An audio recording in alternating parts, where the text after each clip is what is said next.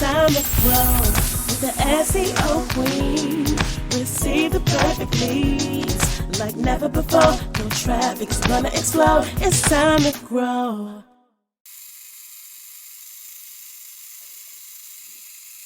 Welcome to the SEO Queen Tech Show, a podcast to help you get more credibility, visibility, and profitability through inspiration, technology, and marketing insight.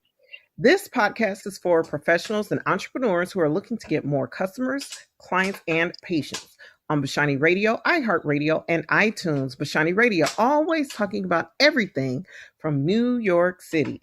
You can listen to the SEO Queen Tech Show on any mobile phone or tablet device. Also, as a thank you gift for listening to the SEO Queen Tech Show, you can go to SEOqueen.com, scroll down to the footer, and download the free ebook 101 Ways to Improve Your Marketing and Sales. So, my guest today is a pretty good, awesome guy. He's a multifaceted businessman. He's a public relations specialist. He is the owner and visionary behind the online community called Blacktopia and the Media Blast and the Blacktopia mobile app, Blacktopia Facebook group. And he's also the one of the moderators of the SEO Queen Mastermind group. I would like to introduce to some and present to others none other than Jonathan Coleman. How are you today? I'm doing well. How about yourself? Thanks for having me on. Yeah, I'm doing great, Jonathan. I'm so happy that you're able to take some time out of your very, very busy schedule and chat with us today. So, since this is a tech show, I just wanted to ask you, like, how did you start your involvement with social media technology, and what inspired you to pursue your career as a public relations specialist? Okay, well, I'll first start with the social media part of it. With the internet, I was one of those people that knew the internet was going to be bigger than what it was. Not bigger than. Hold on. Did I say that right? I knew that the internet was going to be big before it became big. You knew it was going to be a game changer. I knew it was going to be a game changer. I knew it. I remember having conversations with people back then, about just start putting everything on the internet because that's where it's going. And because I even said, even about the podcasts and things like that, I said podcasts are going to crush terrestrial radio. Because and I talked about the pros and cons. People thought, internet radio, that's not real radio. But look at it. Here in 2021, podcasts and internet radios and live streams, they're killing terrestrial radio. Same thing with magazines as well. A lot of people don't read magazines anymore. Everything's digital. Everybody's on blogs. Everybody's on apps. If they want to read an article or get news on something, they don't have to wait every month for an issue of a magazine to come out. They can just go to their favorite blogs, favorite websites, scroll through the articles, boom, I'm done. That's their fix, I have to confess, there's some sites that I go to every day.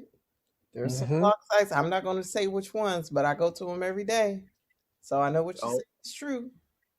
Oh, yes. True indeed. Even when you're in the waiting room at at a doctor's office or anything, how they have magazines all on the table and stuff, Time and this and that. People aren't looking at the magazines. They're all on their phone. True that. Mm-hmm. Yes. And as far as my career path as a public relations specialist, I started as an errand boy with this company called Inari Entertainment way back when I was 19 years old. And I was under their PR department. I got a lot of my education, a lot of my experience working under them. The business is no longer there, but I took that with me. I started working with some of their clients they had and started working those accounts. And then, it didn't really go the way I wanted it to, throughout my 20s. So, I worked in call centers and things like that, and worked jobs that I really hated, but I always wanted to do what I'm doing now. Hold on. So you worked in a call center before? Yeah. So I have to tell you, my one of my jobs as an undergrad at MIT was working in a call center doing tech support for a CD-based video game. Oh wow, that sounds interesting. But I know the way you worded it, it sounds like you got some horror stories with it, right? Or No, actually, it was a pretty cool job, but I've also oh, done fundraising for nonprofits in call centers as well. That was hard. yes, I did that too. The Fraternal Order of Police, and just trying to get donations and things like that, doing the call, making the calls for them, and things like that. That was if I'm gonna be doing cold calling, I'd rather do it for my business, which is what I'm doing now. Exactly, You know, exactly. I'm yeah. with you on that. So when the internet, started to become a thing and you recognize that, so what inspired you to start your brand Blacktopia? Yeah, Blacktopia came a little later, even after I've been working in the business as a PR specialist for a while. I actually started Blacktopia in 2015. We March 1st was our 6 year anniversary. We've been around since if we do, I guess that would be 6 years, 2015. So yeah, what made me start it was I was actually a member of other Black groups, and back in 2015, Facebook groups aren't as prevalent and popular as they are now. Back then there was only a few people in the groups, and I mean nobody was really on it like it is now.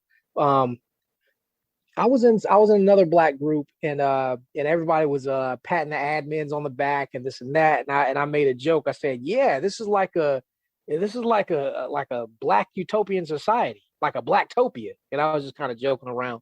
The name of the group was called something else, and so I didn't like the way these other Black groups were doing their thing. It was a lot of how a lot of these groups, they have all the urban Black people in one group, and they got the so-called bougie Black people in one group, and then they got the artistic Black people in one group, and then they got the professional Black people. I mean, it's just we're all split up. We got different religions, different. We're all segregated. We're all Right. so I said, with Blacktopia, I wanted to bring us all under one roof. No matter what we do, no matter what part of the planet you're on, I wanted to get us all, all. If you're Black, or if you're half Black, you let's just get together. Let's all get together, share ideas. Let's Said all it get on the Black same or half page. Black. What about people who 25% Black? We have some of them in Blacktopia as well. Who do have, if your grandparents are non-Black, then no, like you gotta at least have a Black grandparent for us to say, okay, we'll do this. We'll.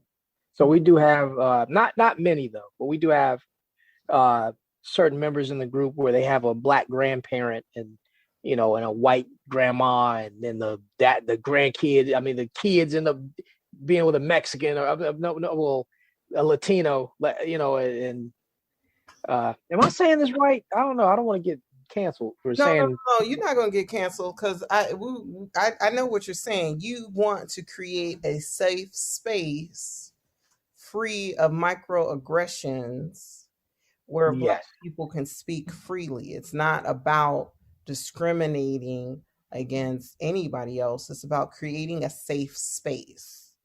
And one of the reasons why I started the SEO Queen is because when I was working for other people, I was not being valued. I experienced microaggressions. I experienced all kind of things that made me stressed and uncomfortable. And I definitely understand the rise of online communities that are safe spaces. So I think that's what you mean to say because that's been my experience in Blacktopia. Is that Yes, that's what. Yeah, that's exactly what it's for. Among other things, there's other themes, connected to Blacktopia. Well, I'll talk about in a second. But the main thing is just to bring us all together, and we can just have the conversation among us, and not have the influence of non-Black people telling us what they think we should be thinking, or jumping in and saying, what about this and what about that? Because that's what it is when you talk out in the open. When Black people, when we do happen to air out our dirty laundry among other races of people, they want to jump in and say, well, this is what we did, blah, blah, blah, blah. And like, no, Blacktopia is just for us and by us. And that's even crazy that Black people think that it shouldn't, like, oh, you're being, like the guy said in one of the posts, you're being racist because it's only for Black people. And like, we don't have anything. Well, that's the thing. A person with no power or resources can't be racist, because racism is discrimination plus power, the power to give or take away resources, which, Black people, we historically do not have. So, I mean, a lot of people, I have found this is like when you talk about, race theory and racism and stuff like that, a lot of people get caught up on how other non-Black people will define racism. But when I read the work of like Dr. Joy DeGruy and, Cornel West and other Black intellectuals and scholars, and I'm a scholar as well, I mean, I'm looking at the data, and it's anytime you have a white male with a felony record has the same net worth as a Black man with a bachelor's degree, it's clear we live in a racist society. How in the world can this Black man with the specialized training be only able to make the equivalent of what a white male high school graduate with a record can make? That's preposterous. Exactly. And in my own experience as a Black woman, I've experienced a lot of discrimination. How do you go get 2 whole MIT degrees plus a master's degree, and people look you straight in your face and want to pay you $40,000 a year? Like, hello. Yeah, it's If I were a white woman, and better yet, if I were a white man with my credentials, my pockets would be fat. Oh yes, it's unfortunate the way the game is set up. And I just want to add to that. Actually, I used to take classes at this at Goodwill Industries. I don't know if they have that on the West Coast. I know everybody knows about Goodwill, where you donate. I'm familiar with Goodwill Industries. There's a big Goodwill Industries center in the city of Long Beach where I live. Yeah, so I'm familiar. Okay. Well, I took 2 classes at Goodwill Industries. One was a banking class and one was a hospitality class.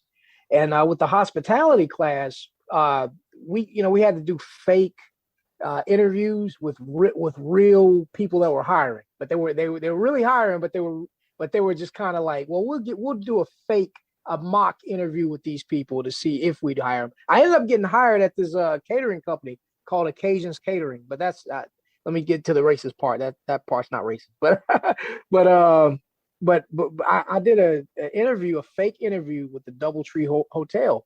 And it was to be a meeting planner. Well, one of those people that sell the meeting rooms at the hotels and things like that, right? Like the sales. So yeah, it's for that. It was for that position. And me and a white boy went together to do our fake interviews at the DoubleTree Hotel. Right. And he actually has a criminal record. He's been in the rehab. He's done drugs and stuff like that. Because Goodwill Industries took different people from different. Like if you might have if you got a background that's not too good, and people like myself, where I don't have a criminal record or anything like that, but just looking for all kind of things that could help you, So anyway, me and the white boy went out there, and when we got out there, I'm in my suit and tie, looking good. Well, he was dressed up too, so I mean, but was he in a suit and tie? Yeah, he was in a suit and tie too. We were both in suit and ties. But I was, well, his tats were covered up, so I guess you couldn't really. Well, anyway, he not knowing, if you don't know any of us, right? The white guy actually did have a criminal past and all this and that, had some stuff on his record, da da da. I did not, no criminal record, none of that. Went there, DoubleTree Hotel. They're treating him like they're rolling out the red carpet for him, and me. Like they were just kind of like looking at me like, yeah, go sit down over there, and like they couldn't be bothered with me. But the white guy, they just looked at him like they treated him like he was just like important, like he already worked there, and he didn't. He was just doing the fake interview just like me. And there was other things I noticed too, but that's just the bottom line. That here he does, and I'm not, trying to throw salt on him. He was trying to get his life together, but he's trying to get to where I'm already at. Well, even though we're both doing an interview for a fake job, but at least I wasn't at the same starting point that he was coming from, Right. Yeah, it's like, and it's crazy. I mean, I'm just, at the point where I'm just tired of racism. It's like most white people that even dare to try to be condescending to me don't even have the credentials I have. Mm-hmm. And then they try to minimize my accomplishments.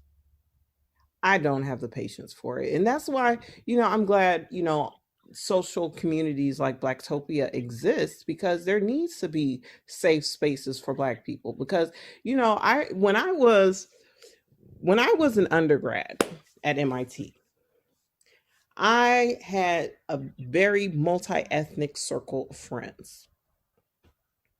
Like when I was a freshman, I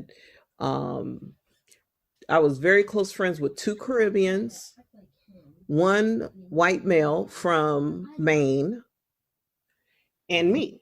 It was 4 of us. We were always together. And, I lived in a community of, I think it was like maybe 2 or 3, maybe 4 Black people, and the rest were Asians in the dormitory I lived in. And so I lived in this very multi-ethnic community. And as I've went through my career, I had to make the conscious decision, because I just didn't see the value of being amongst people who, once I got into corporate America, didn't value my experience and expertise. So I mean, to me, it's just mind blowing. Every day I read data about how, you know, everything from redlining and the housing covenants that scammed people out of like 2, 3 times what their home price were, and all these things that gave birth to like the contract buyers associations in Chicago, and just all these things that have happened over the years, Jim Crow. I'm just flabbergasted as to how anybody can say, number one, that racism doesn't exist, and number two, that I don't understand why people are so upset about the fact that these systems are being dismantled.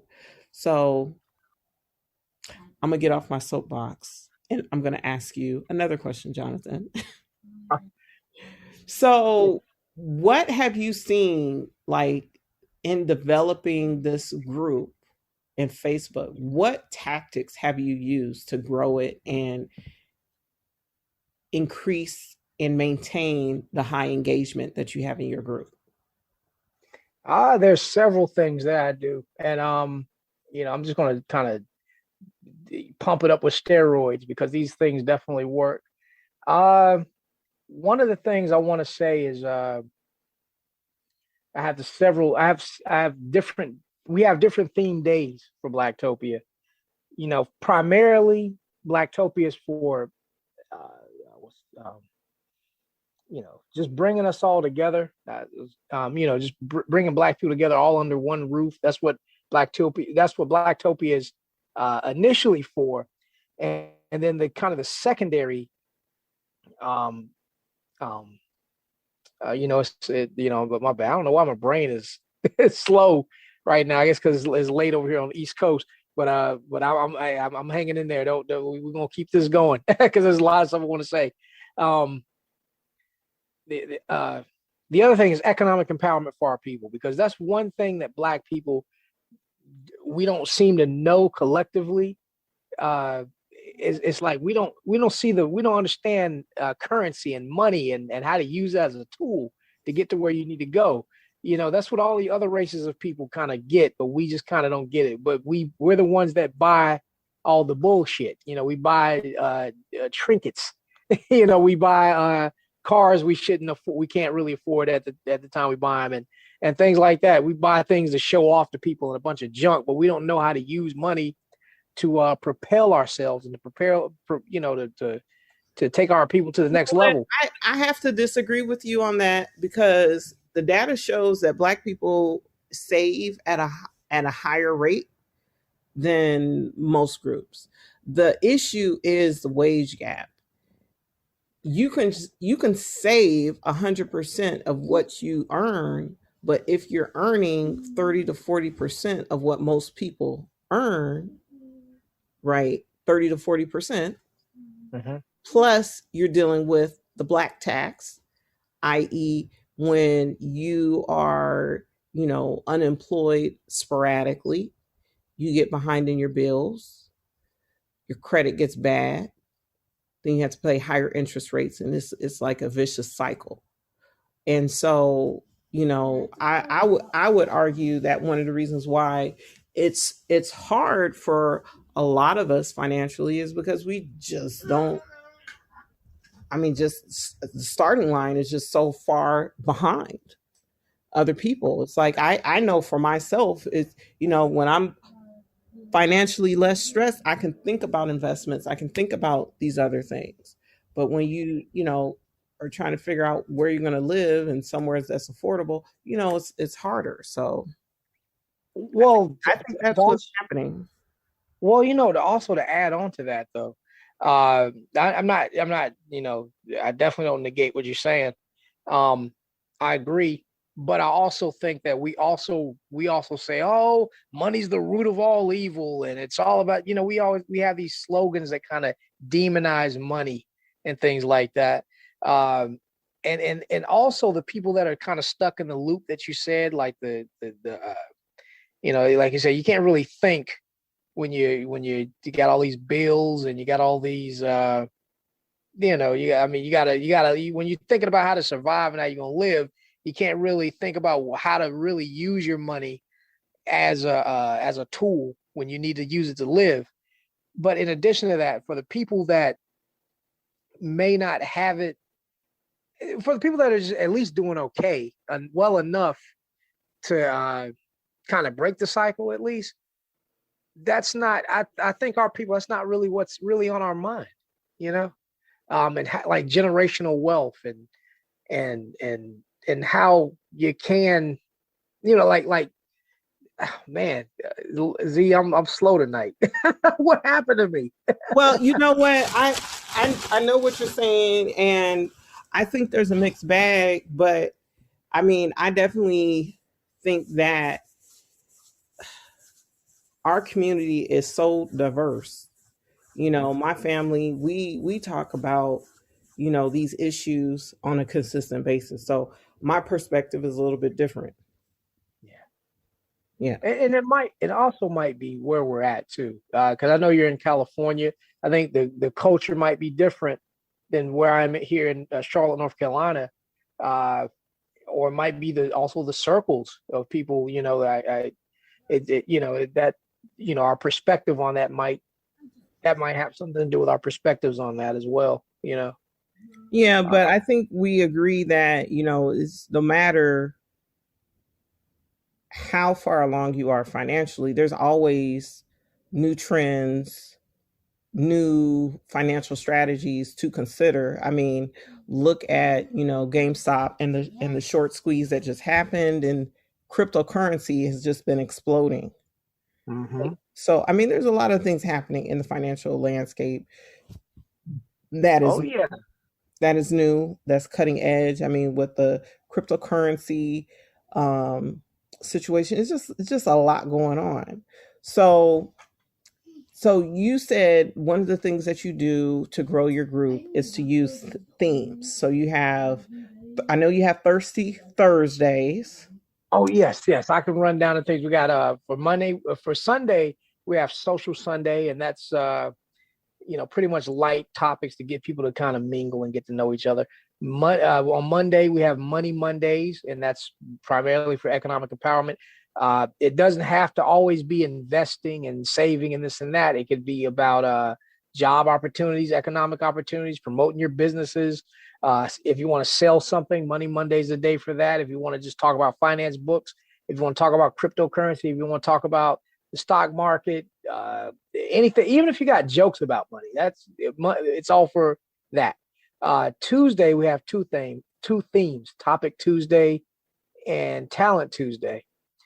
Topic Tuesday, of course, we put the heavier topics on that day and, kind of slightly different from Social Sunday.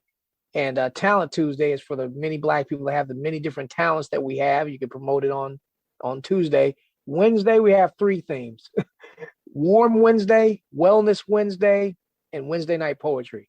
Warm Wednesday is pretty much if you want to share some positive stories, what's going on in the news, what are we doing? If you also want to talk about like nonprofit organizations and community events and charities and things like that, stuff to help Black people, that's also for Warm Wednesday. Wellness Wednesday, it's all about wellness, all about we can stay healthy. And Wellness Wednesday, I have to really, kind of get the ball rolling more on that, because if I don't throw some posts in there to shake it up, people usually just think of fitness. If they don't think of fitness, they think of dieting. They think of those two things. But wellness is your whole everything. It's like, shoot, if you got ways to keep your fingernails better, put that in the group too. It doesn't, or mental health, or just, pretty much, everything concerning about bettering your body, not just the aesthetics, but how it operates and things like that. That's wellness. But I don't know why people just stick to physical fitness and dieting, like as if that's right. The only two things. Wednesday Night Poetry, that goes without saying, is for the poets to post their poems. Thirsty Thursday, that's Thursday. We get freaky on that day. Not anything X-rated, but throw some erotic stuff in there, stuff about relationships and things like that. Some of those memes that you've had in there had me just cracking up. Oh, yeah. There was a post. Oh, I know. It was this post about this woman, and she was traveling all over the world, and she was recounting who was bae where. Yes. You remember that? Yep. Everybody was like, huh? Yeah, that's real. Oh my gosh. People be doing the most out here on these internet streets. Whoo, child. Yes. Oh, yes. They be the most. Oh, yes. And, we also have Funny Friday. We also have Film Friday, but nobody posts for that. So I guess that's dying. And then for Saturday, I didn't know that was a thing. I'm gonna have to post on Film Friday then, since I know that's yes, definitely. And then we have Shout Out Saturday, pretty much where you get to put people on to things. Shout out your favorite whatever movie, shout out your favorite, even members in the group, shout out other members of the group. So just they kind of put people on to things on the Saturday. Now, the reason we have those things is because unlike all the other Facebook groups, like the Black business groups, let's take that as an example. When you go into the Black business Facebook groups, they're pretty much other business people kind of preaching to the choir, and they're just spamming up the wall. There's no, you don't have just the average everyday person with a 9-to-5 that's just in the group that wants to buy things. It's just pretty much a bunch of entrepreneurs saying, look at my shit. Can we curse on here? Is that okay? Not really, but sorry, I apologize. I'm not going to. I usually don't curse on my show. Definitely. Well, I won't curse on your show either. It's okay. No, I'm not going to go there. Yeah, but thank you. I like my show to be kid friendly as well. So. Yes, definitely. Oh, and and your child is I'm sorry. I excuse me. Yeah, I didn't. I was just in the mood. I was in the zone. I apologize. Yeah. All right. But keep on going. But the reason I have it like that is because, like I was saying about the other groups, the Black business groups in particular, it's just a bunch of entrepreneurs just kind of sharing their businesses with each other, and they're just, that's what it is. So if I did that in Blacktopia, if it was just for, you can't get the person who just a college student or just a regular person that got a 9 to 5. They don't own a business. They just go to work, pay their bills, and they may want to, they may need some of these businesses or services. They're not going to see them in the Black business groups because they don't join the Black business groups, because the Black business groups are usually catered to the entrepreneurs. So with the different themed days, like a funny Friday, like somebody that just works a regular 9 to 5, that's not a business owner, they'll stay for a funny Friday. Or they will. Yes, or they'll engage in a social Sunday. Want to talk and stuff. So that it's a tactic to kind of get other groups of people in the same group with other groups of people.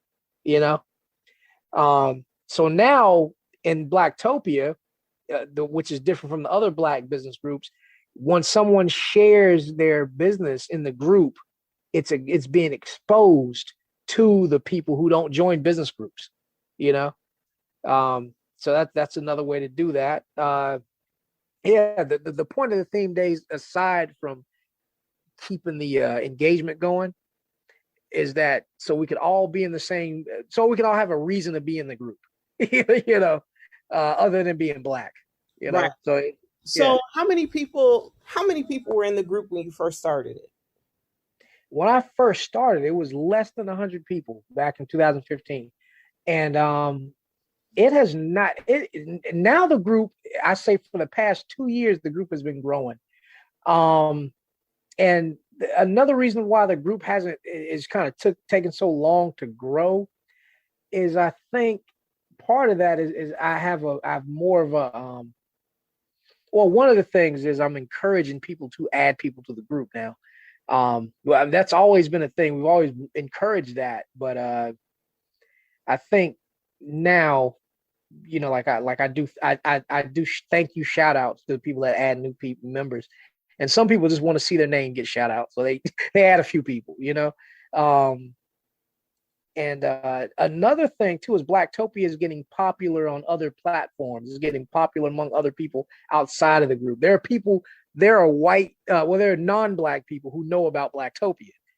So that's another thing that why other people are joining Blacktopia now, because they're hearing about it so much on other platforms. Because of course I'm getting it out there. I'm getting Blacktopia more publicity than before. So now that's what's speeding up the process. So how are non-Black people knowing about Blacktopia and shouting it out? No. Hold up. The shout outs are different from that part. Let me backtrack. If I said that, let me make it more clear. White people, non-Black people are getting exposed to it because, I used to have a radio show called Blacktopia Roundtable Talk Radio, and which is different from the Facebook group, is that if you can listen to the show, I mean, like with Blacktopia, the Facebook group, you have to be Black in order to be accepted into the group. But with the radio show and the podcast and the live stream, I don't know what race you are. If you can get access to it and listen to it, bam. So that was one way that non-Black people got exposed to Blacktopia, is that we'll have a guest on the show and they'll tell all their friends to listen to it. And of course, all their friends are just not exclusively Black. Of course, they got, white coworkers and white people that, you know what I'm saying? And so those people would end up listening to the show and liking it. Some of them end up liking the like page and sharing it among other people and stuff like that. At one point, and the admins at that time will definitely tell you, it was white people sending requests to join the group. And what's other ways? Plus I've been featured on other platforms talking about Blacktopia. And like I said about, Blacktopia Roundtable Talk Radio, whoever has access to listen to it is going to be exposed to it. And that's not always Black people. So there's a lot of people who are not Black who know about Blacktopia, So how can people who are listening, because this is a Black-owned podcast network, even though we do have hosts who are not Black also on the network, but this is a Black-owned podcast network. So for the listeners who are listening, how can they join your Facebook group? Yes, look up Blacktopia, Black Utopian Society on Facebook. Just look that up. There, I've seen some other Blacktopia thing. That's not the real thing, but yeah, the Blacktopia, Black Utopian Society. We have 7,000 members right now, and it's still growing. Um, oh, also about the membership growing, I want to add on to this too. Another thing that slowed me down is well, I'll say I'm part of that. I'm part of the reason. A lot of people see my posts, and I'm not exactly the I don't know what to call myself, but people have called me things. I'm kind of well, I was a little more abrasive back then, you know, and sometimes my opinions or my the way I saw things that kind of controlled the mood of the group. And I guess if people say if the admin is talking to me like this on a post, I don't want to be here. So unfortunately, I say back in the earlier days, I did run some people off with my mouth. But as time went on, I learned to be a little more neutral and just kind of let things be what they are. I'm not Blacktopia is about Black people. It's not about Jonathan Coleman. So back in 2015, it was more the Jonathan Coleman show than it was about Black people. You know what I mean? It was more, it was more about what I think and what I want y'all to see and what I want you to. But now, I'm a little more. People post things in the group I may not agree with or I may not, be privy to, but they're welcome to post it because we're Black. Let's share it. I'm not going to run people off with what I think. How people. It's not. I'm not even thinking right now. How can I tell you what to think? Right. So my next question to you is, what 3 tips do you have for entrepreneurs who are looking to grow their Facebook group and their brand online and just position themselves in a stronger position in the marketplace? Okay. 3 tips. 3 tips, sir. Uh, 3. 3 tips. One thing is you guys need to do business with me. You want to get more publicity for your brand and your, you know, email me at info@themediablast.net or get your information from Lady Z. Talk to her, talk to me, and we'll get it popping. That's advice number one. Advice number two is I would, for entrepreneurs, um, let me see where I want to go with this. I don't want to say the same old things everybody says. Uh, I would use social media more for no, let me give a better tip. Wait, hold on, sorry Z. I'm answering these questions. uh Aside from doing business with me, if you want to grow your business more using social media, is I think you also got to use social media to network more and to just don't always be in your. Oh, you know what? Look, okay, this is the second one right here. Quit spamming people. Quit spamming people. You have to engage with people. Don't just go into a group and just say, hey, check this out, check this out, check this out. It's off-putting. The algorithm is smart now, so they shut you're not going to be seen a lot anyway. And the best way to promote yourself by not spamming is to go into the groups, engage with people, talk to people, or ask like bait questions. Ask questions that bait people to talk to you, and then you tell them about your services. That helps a lot. More people should do that. Don't just go on there and say, check me out, buy this, buy that. This is my service. Like those cartoon people that take your money. you know, you see those cartoon things everywhere, posting comments. Hey, I'll make a cartoon of your business. Screw that. Don't do it the way they're doing it. Talk to people, press the like button, comment on things, talk about things that have nothing to do with your business sometimes. Talk about, movies or whatever, and then find a way to reel people in that way. Because when people like you, they're more likely to do business with you. If they don't like you, that sometimes they're not going to understand spending money with you. No Right. matter how competent or what degrees you have, what they don't care. So true. So And, true. oh yes. And the third advice I would like to say is try to get on as many things as you can. Don't this is a new problem I have with some of my clients is that I'll make the connections for them. I'll book them on podcasts and Zoom shows and things like that. And then they'll kind of do their research and go, oh, well, this person only has 500 viewers. I don't want to be on that. But here's the thing. Nobody knows who you are. So you're not above that yet.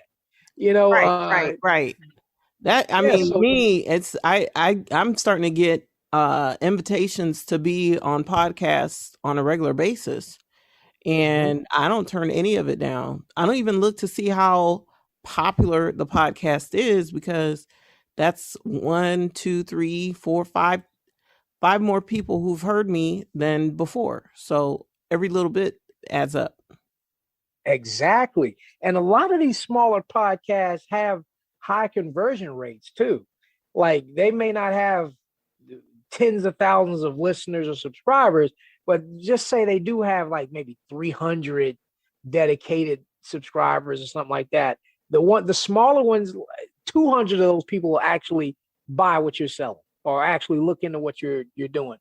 Some of these podcasts that have tens of thousands of listeners, they're not even like, sometimes they're just a listener. It is what it is. Sometimes they're not as connected to the show as Right. some of the smaller people. So, like guys, don't sleep on things. Join things. If somebody wants you as a guest, be on there. Don't say, oh, this is new. I've never heard of it, so I'm not gonna. No.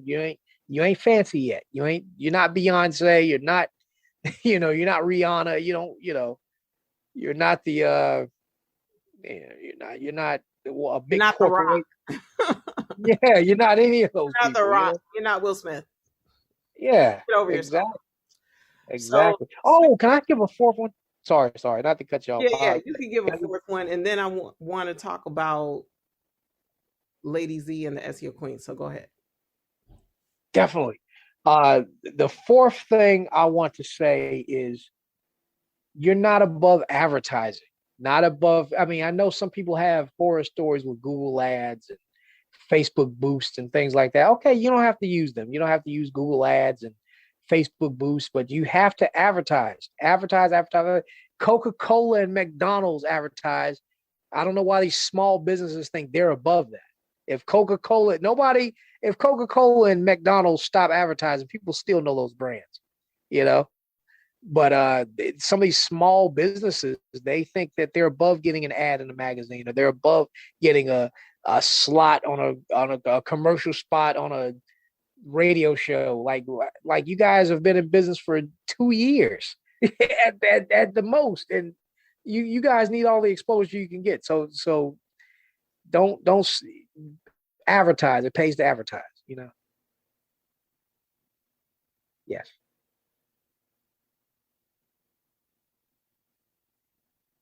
Yep, you're right. So I want to ask you, I know you saw my music video. What Yes, did you it was think? great. It was great. I loved it. I love the video. I love the visuals. It came together nicely.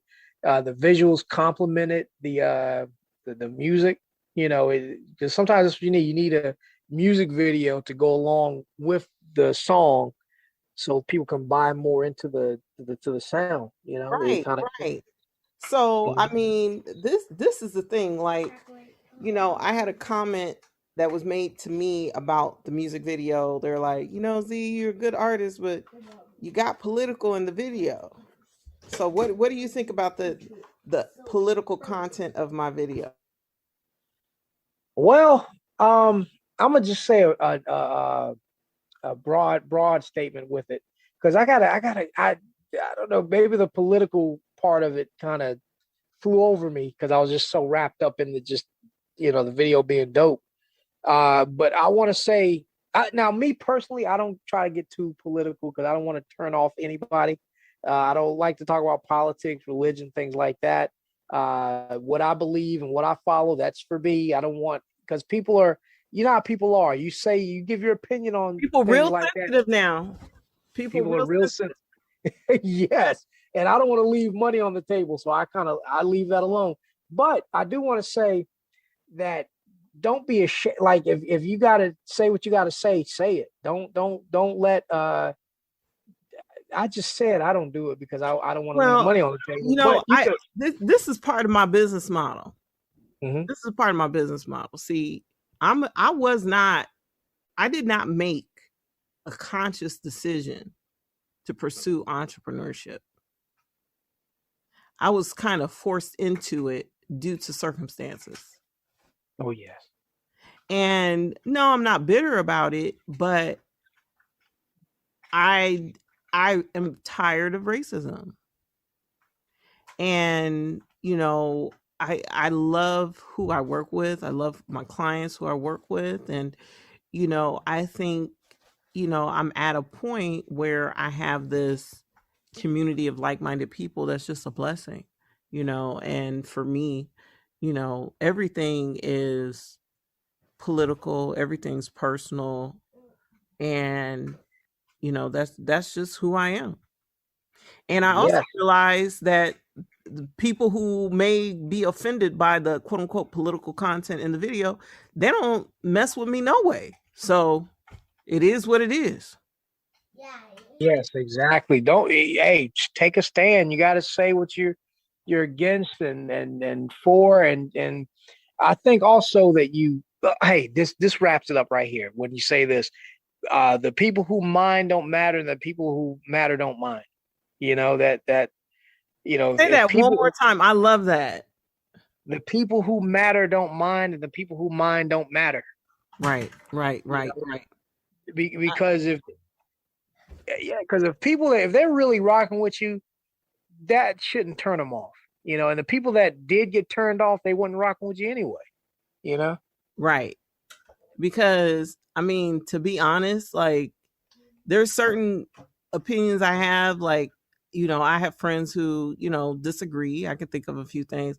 But when it comes to, you know, the humanity of Black people and that Black Lives Matter, to me, that's a no brainer.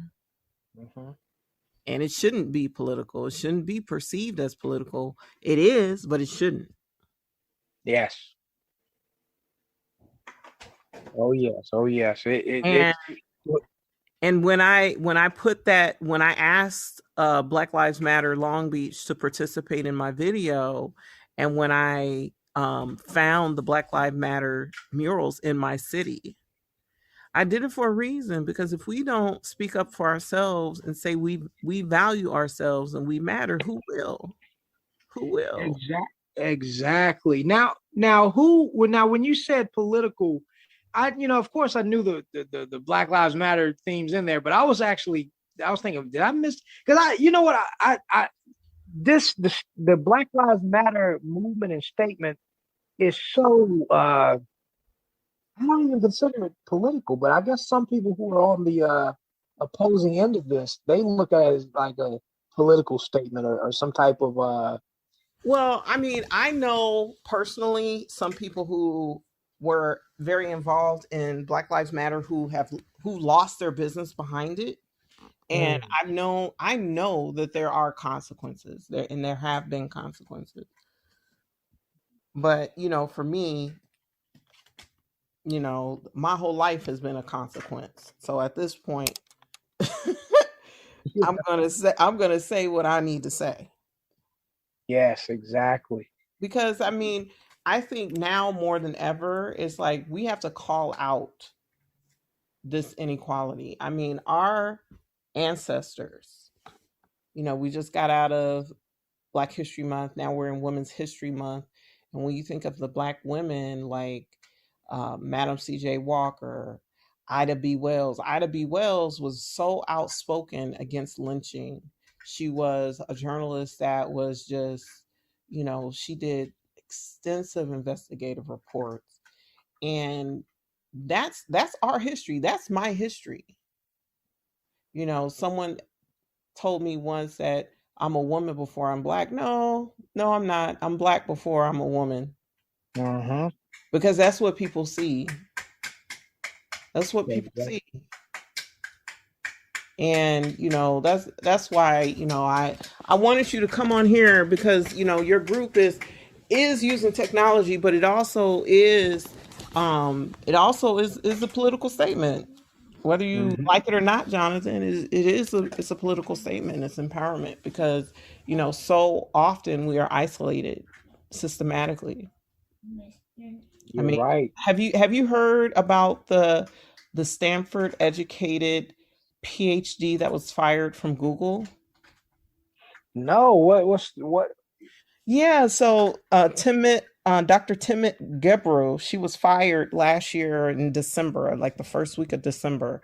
She was fired from Google, and she was the head of Google's AI ethics research program, Mm-hmm. and she was let go.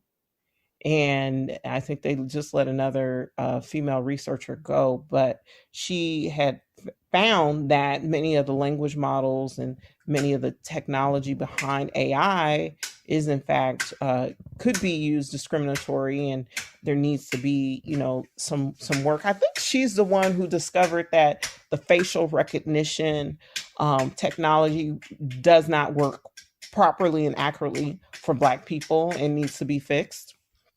And so, Mm. you know, racism in technology has been codified because, most of the people, having a seat at the table coding these things are not Black. And so this is something that happens because, like I said before, Black people are oftentimes last hired, first fired. So Mhm. yeah. So Yeah. Wow, that's crazy. That I think I might have seen on a thumbnail on a YouTube.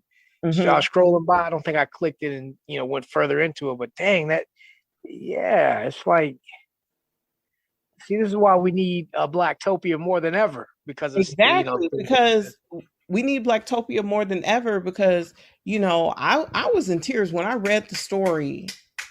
I was so mad and I was so hurt because, you know, this woman invested so much of her time and career into all these organizations and Google, and look how they treated her. They just kicked her out hmm like it was nothing. And, I just I it just frustrates me, and that's another reason why I'm a proponent of entrepreneurship for Black people. I think Black people should have their own businesses, and if they do work with other people, it should be on a contract basis from their own business on their own terms. And yeah, because I'm just not a big fan of office politics and microaggressions and the wage gap. I'm not a fan of any of those things.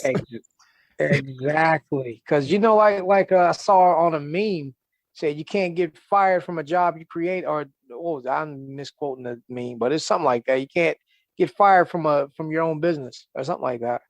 Right. You sure can. You sure cannot get fired. hmm And that's why we need to, like I said, I'm for us becoming entrepreneurs. I know some people are just, they're just like, hey, they some people can't think like that. Some of our people, Right. and I'm not knocking them. I'm not knocking them, but even if you're not going to become an entrepreneur, you're not going to work for yourself. You should at least find a way to be more like Financially independent from that job. yes, exactly. Even if you're somebody that's gonna just, I guess, play the stock market or do these, there's other way. I mean, there's so many things you could do. I mean, Real I, estate investing, mhm. network marketing. There's all kinds of things that are out there. So if you join Blacktopia, you could definitely learn more about that And and connect with like-minded people. How can people connect with you, Jonathan?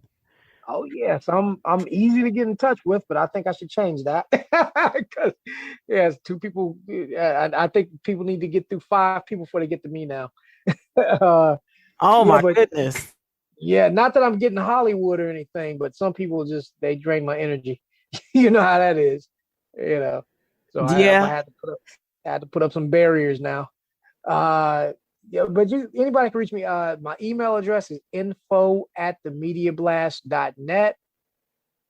You can also follow me on Instagram at uh, JAYFORNOW, J for now. Um, on Instagram, you can get me Jonathan Coleman on Facebook. You could my cell is 704-560-2752. And I'm giving that out because something's wrong with the settings on my phone. I think I hit something and I ain't never got it back. I can't get the notifications or see when anybody's calling me till I see the offline call. So hey, try your luck.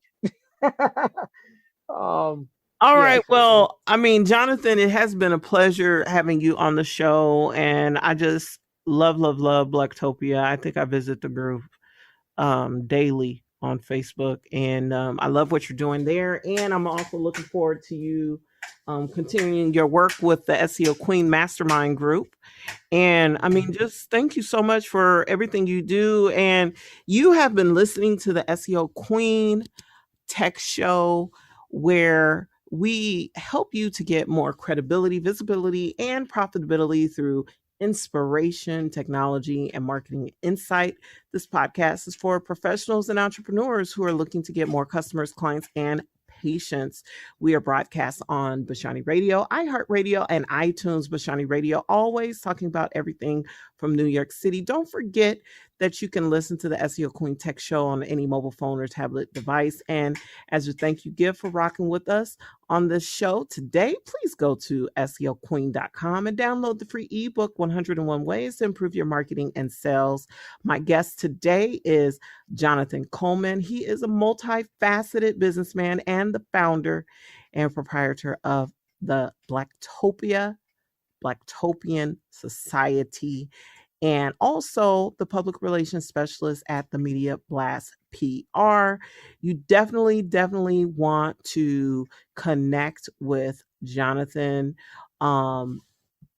And make sure that you connect with him at J for Now on Instagram, especially if you want to raise the visibility of your music, of your clothing, of your soap, of your consulting, of your therapy sessions, of your group coaching programs. Jonathan Coleman is definitely the one who will hook a brother or sister up. So I just wanted to say that, and it has been my pleasure. And until next time.